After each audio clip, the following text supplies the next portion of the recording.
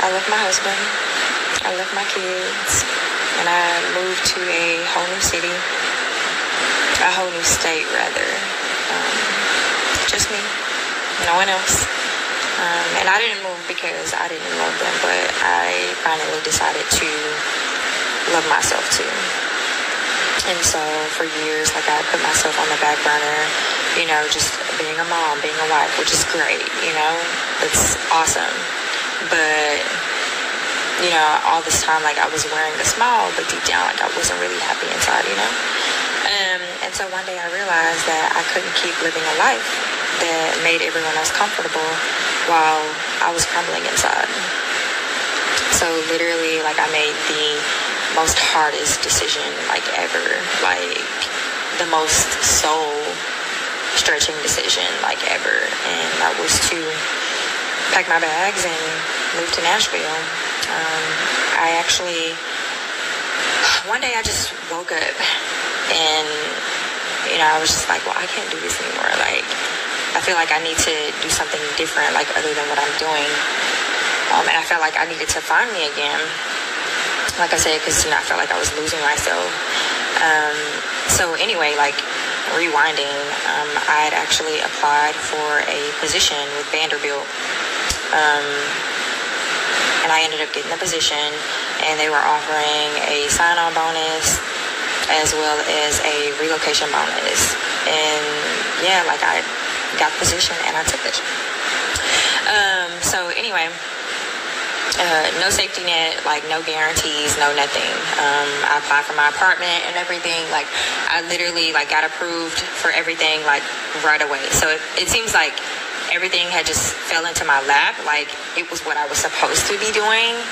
And because of that, like, it really validated my decision to leave. And so I did that. I get to Nashville. I started rebuilding my life. You know, I even, like, started thinking, like, of another business endeavor that I had been thinking about for, like, the past 5 years that I had never, like, built up the courage to do.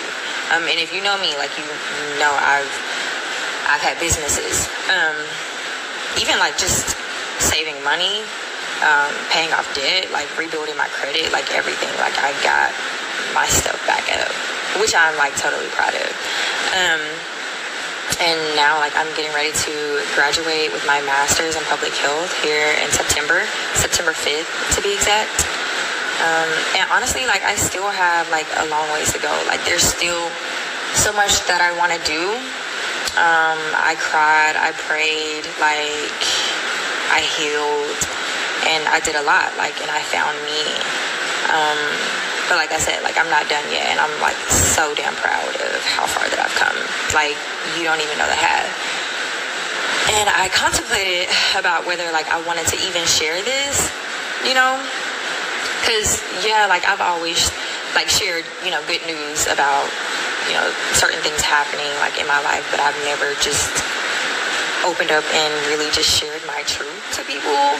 So this is new for me, and it's definitely, like, you know, taking a leap of faith, because this is nothing that I, you know, ever really, like, imagined doing. But yeah, this is my story. And honestly, like, this is for any woman who feels stuck or torn or, like, scared to choose herself. You're not a bad mom. You're not a bad wife for choosing you. It doesn't mean that you're abandoning love. It doesn't mean that you're abandoning your family. It just means that you're making space for the version of you that has been buried so long under obligation. And that's exactly what it was. Like, if you are in your breaking point area, like, girl, I totally see you. Like, I see you. But you just, if that is something that you're wanting to do, like, I would just say, pray about it.